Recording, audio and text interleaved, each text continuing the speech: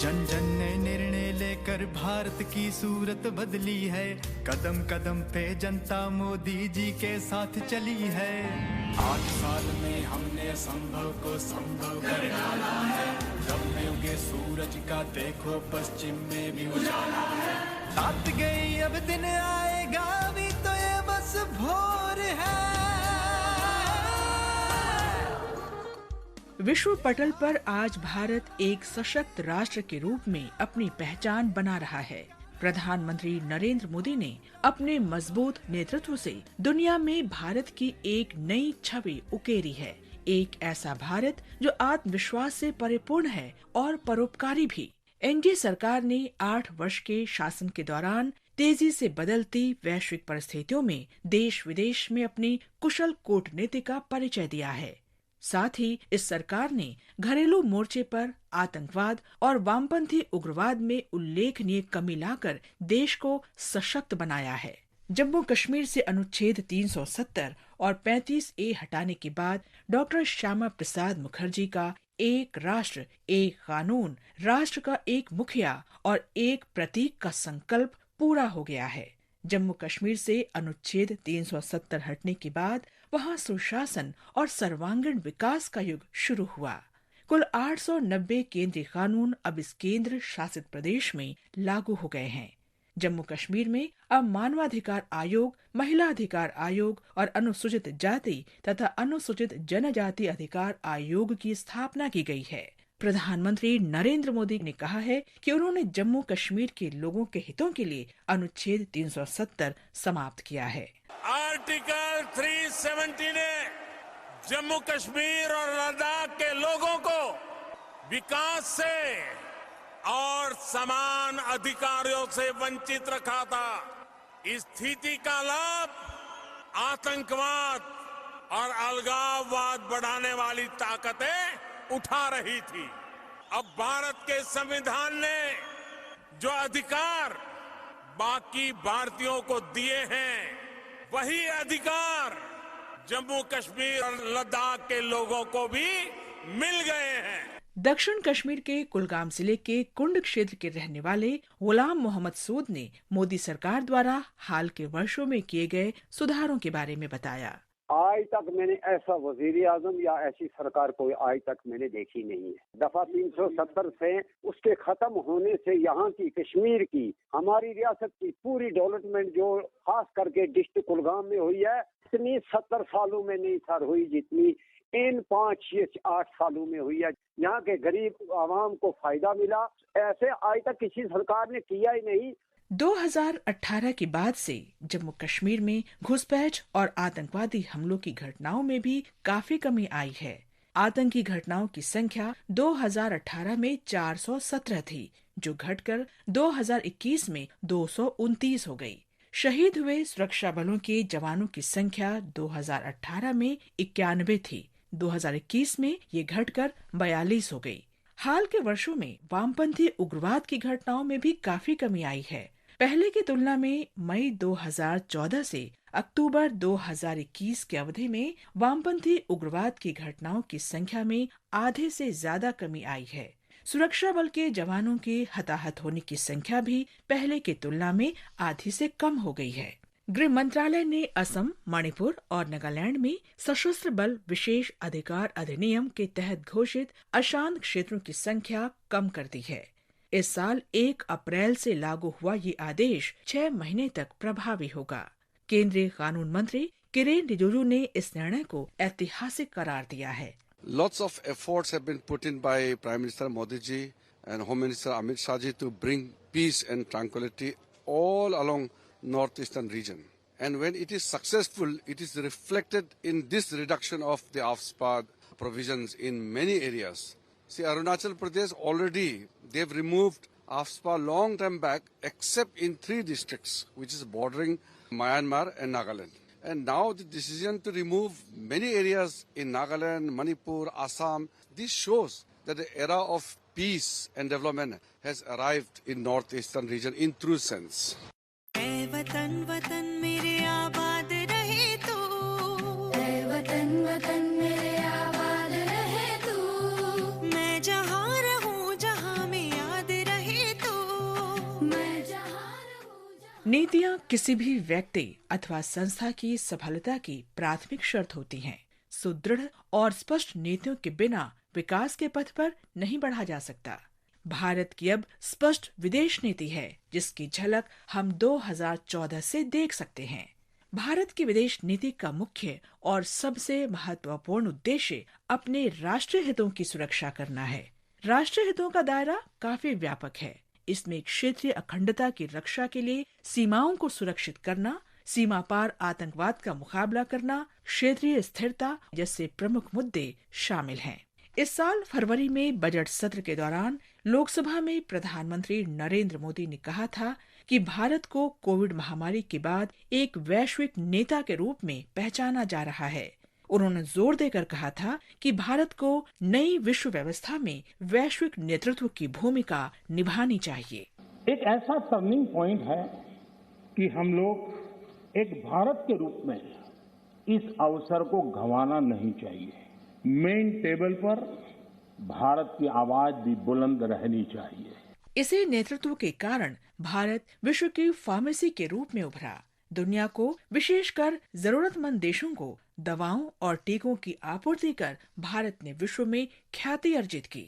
केंद्रीय स्वास्थ्य मंत्री डॉक्टर मनसुख मांडविया ने बताया कि भारत ने कोविड महामारी के दौरान 150 से अधिक देशों को किफायती दर पर दवाओं की आपूर्ति की और 100 से अधिक देशों को कोविड टीके भी उपलब्ध कराए। इंडिया के लिए स्वास्थ्य एक कभी कॉमर्स नहीं रहा, पहले हमारे लिए वो सेवा रही। हमने हेल्थ को हमेशा सेवा के साथ देखा और इसीलिए ही जब कोविड क्राइसिस चल रहा था, दुनिया के पास मेडिसिन नहीं थी और ऐसी स्थिति में हमने लॉकडाउन होते हुए भी मैन्युफैक्चरिंग करवा के देश की रिक्वायरमेंट को पूरा करके हमने प्राइस हाइक नहीं किया और हमने क्वालिटी के साथ भी बार्गेनिंग नहीं किया, दुनिया को मदद की थी।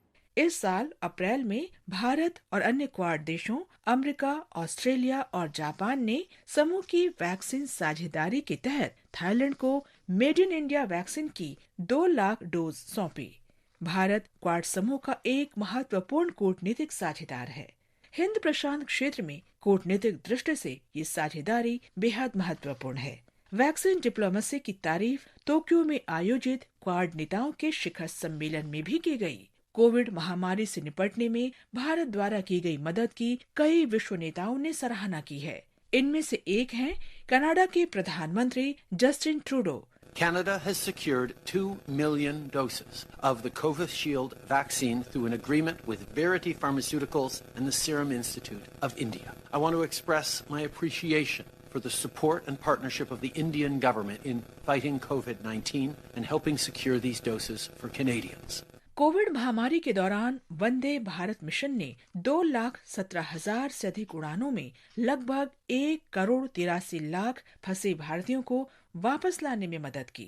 सरकार ने समय समय पर युद्ध प्रभावित देशों से भी अपने नागरिकों को सफलतापूर्वक निकालने की कार्रवाई की है। ऑपरेशन गंगा के तहत इस साल की शुरुआत में 22,500 से अधिक भारतीय यूक्रेन से सुरक्षित वापस लाए गए।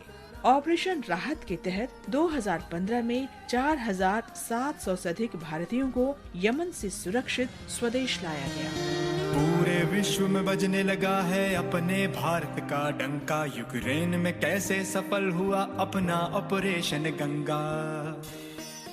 आकाशवाणी से बातचीत में विदेश मामलों पर नजर रखने वाली पत्रकार मधुलिका ने बताया कि संकट के समय सरकार द्वारा विदेश जाने और वहां से आने वाले भारतीयों के लिए यात्रा की प्रक्रिया आसान बनाए जाने से लोगों को राहत मिली है। मेरे परिवार के कई लोग अमेरिका, कनाडा और लंदन में रहते हैं, जिसकी वजह से मेरा वहां अक्सर आना जाना होता है। बीच में कोविड की वजह से थोड़ी दिक्कत आ गई थी, वरना पहले की अपेक्षा विदेश यात्रा अब काफ़ी सुविधाजनक हो गई है। पहले पासपोर्ट बनवाने की प्रक्रिया भी जटिल थी, पर आज के समय पूरी तरह से ऑनलाइन हो चुकी है, जिससे काफ़ी आसानी होती है। किसी बाहरी देश की नागरिकता ले चुके भारतीय मूल के लोगों को OCI यानी कि overseas citizen of India card उपलब्ध कराने में वहाँ के भारतीय दूतावास भी काफ़ी मदद करते हैं। यह कार्ड मिलने के बाद भारत आने के लिए वीज़ा लेने की ज़रूरत नहीं होती। पिछले 8 वर्ष के दौरान भारत की विदेश नीति की अनूठी विशेषता रही छोटे बड़े सभी देशों तक राजनयिक पहुंच बनाना।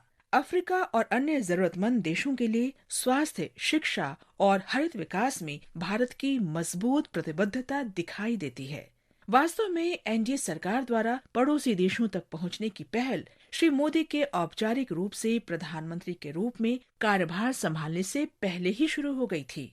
26 मई 2014 को प्रधानमंत्री नरेंद्र मोदी के शपथ ग्रहण समारोह में भाग लेने के लिए सार्क देशों के सभी राष्ट्राध्यक्षों और सरकार के प्रमुखों को निमंत्रण भेजा गया था। भारत ने अफगानिस्तान के लोगों को 50,000 टन गेहूं देने का फैसला किया है। अफगानिस्तान में बिगड़ती मानवीय स्थिति और मदद की संयुक्त राष्ट्र की अपील को देखते हुए यह निर्णय किया गया। गंभीर आर्थिक संकट से जूझ रहे श्रीलंका की मदद के लिए भी भारत आगे आया है।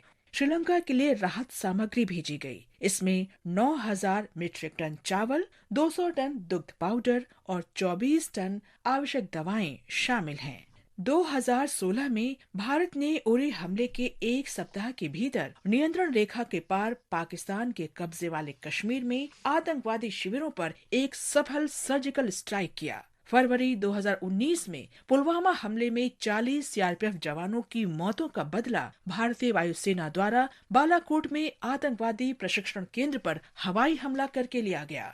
सितंबर 2017 में भारतीय और चीनी सैनिकों के बीच लंबे समय तक डोकलाम गतिरोध और 2020 में लद्दाख गतिरोध ने द्विपक्षीय संबंधों के लिए एक गंभीर खतरा पैदा कर दिया था। एनडीए सरकार की कुशल कूटनीति से इन समस्याओं का समाधान हो सका। पेरिस और ग्लासगो कॉप शिखर सम्मेलन में भारत की भूमिका महत्वपूर्ण रही है। भारत ने जलवायु एक्शन और जलवायु न्याय के संबंध में अपने तर्क प्रभावशाली ढंग से रखे। प्रधानमंत्री नरेंद्र मोदी ने जलवायु न्याय को जलवायु परिवर्तन का मुकाबला करने की राह करार दिया और विकासशील देशों को विकास करने का अवसर दिए जाने का आह्वान किया। चाहे ग्लोबल वार्मिंग जैसे शब्द हो, चाहे एनवायरनमेंट जैसे शब्द हो, चाहे कार्बन एमिशन जैसे शब्द हो, चाहे डेवलप कंट्री या डेवलपिंग कंट्री की परिभाषाएं हो, भाषाएं कुछ भी हो, परिभाषाएं कुछ भी हो, लेकिन अल्टीमेटली हम सब ने क्लाइमेट जस्टिस की ओर ध्यान देना होगा।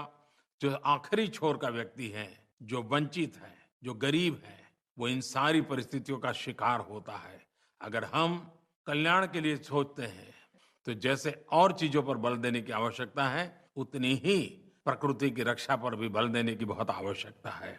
भारत की नेतृत्व वाली पहल जैसे अंतर्राष्ट्रीय सौर गठबंधन और आपदा प्रतिरोधी बुनियादी ढांचे के लिए गठबंधन को कई देशों का समर्थन मिला है। संयुक्त राष्ट्र सुरक्षा परिषद के अस्थायी सदस्य के रूप में भारत ने अनेक स्तरों पर इस संस्था में अपने योगदान को रेखांकित किया है। भारत वैश्विक मंच पर खुद को आर्थिक और सांस्कृतिक शक्ति के रूप में भी पेश करने में सफल रहा है। अंतर्राष्ट्रीय योग दिवस अब हर साल 21 जून को विश्व स्तर पर मनाया जाता है। एनडीए सरकार के प्रयासों से आयुर्वेद के प्रसार ने भी गति पकड़ी है। ये सभी सकारात्मक बदलाव इसलिए हुए हैं क्योंकि प्रधानमंत्री नरेंद्र मोदी ने आगे बढ़कर नेतृत्व किया है।